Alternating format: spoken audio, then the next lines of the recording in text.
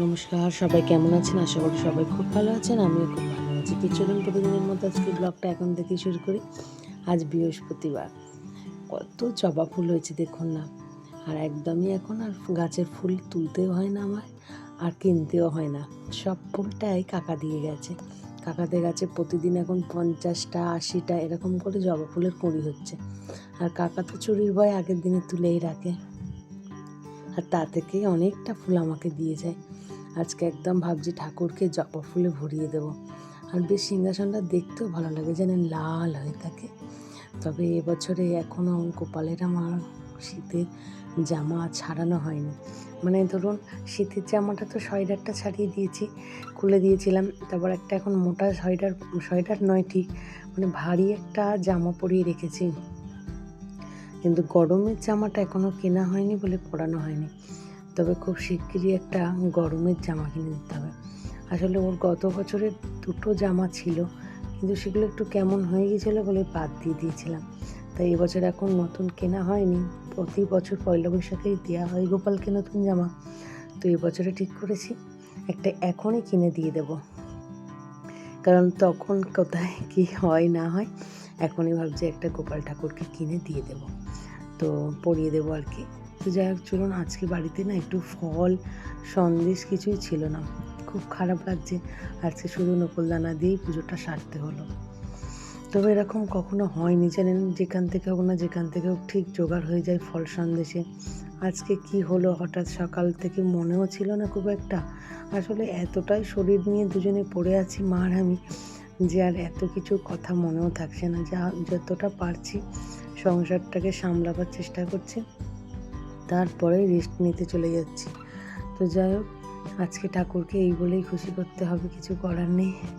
আজকে একটু নকুলদানাই দিয়েছি, দেখছি। গতকাল অবশ্য দিয়েছিলাম একটু সন্দেশ, আমার বান্ধবী এসেছিল, ও একটু সন্দেশ নিয়ে এসেছিল। প্রথম সন্দেশটাই ঠাকুরকেই দিয়েছিলাম।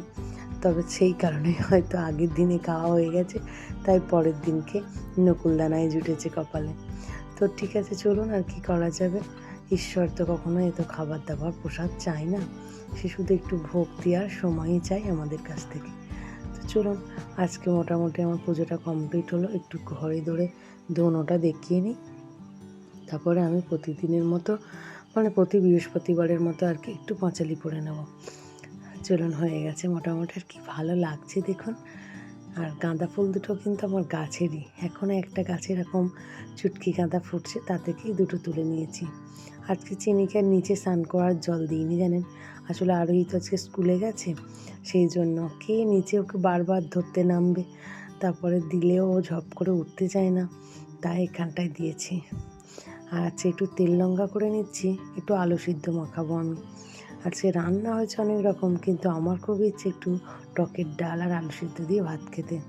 এখানে হয়েছে সয়াবিনের তরকারি, এখানে মায়ের জন্য আলাদা পেঁপে কাঁচকলা সয়াবিন হয়েছে, তারপর টকের ডাল হয়েছে। আমি একটু এরকম তেল লঙ্কা করে আলু সিদ্ধটা মাখিয়ে নিচ্ছি। আমার দারুণ লাগে টকের ডাল দিয়ে এরকম আলু সিদ্ধ তেল লঙ্কা খেতে। তো সেই কারণে এরকম মাখিয়ে আমি এটা আমার জন্য করছি। তবে আরোই আজকে সকালবেলা কম্পিউটার ছিল বলে এমনি কিছু মুড়ি খেয়ে গেছে আর পরোটা করে দিতে নিয়ে গেছে।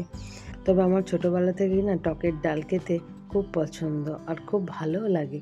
কিন্তু আরোই বাবা আরোই এগুলো এতটাও পছন্দ করে না, ওরা এমনি ডাল ঠিক আছে। বিশেষ করে আরোই তো মসুর ডাল সিদ্ধই পছন্দ করে। তবে যদিও আজকে হয়েছে মুগের ডাল, তো মুগের ডালের মধ্যে একটু আম কেটে দিয়ে দিয়েছিলাম। তবে আমটা এতই সুন্দর, মানে ভাজতে ভাজতে একদম নরম হয়ে গেছে দেখুন, একদম গলে গেছে। আর এত ভালো লাগছে সেন্টটা, যখন কাটছিলাম তখনই মনে হচ্ছিলো কাঁচা 2-4 টুকরো খেয়ে ফেলি, কিন্তু না, সকালবেলা তো হয়ে ওঠেনি। তাই একটু ভালো করে ভাতে মাখিয়ে নিয়ে আমি খাচ্ছি টকের ডালটা দিয়ে ভাতটা। তো চলুন, দুর্দান্ত স্বাদ। খেতে খেতেই ভিডিওটা এখানেই শেষ করছি। আগামীকাল একটি নতুন ব্লগে আবার দেখা হবে। সবাই সুস্থ থাকবেন, ভালো থাকবেন। টাটা।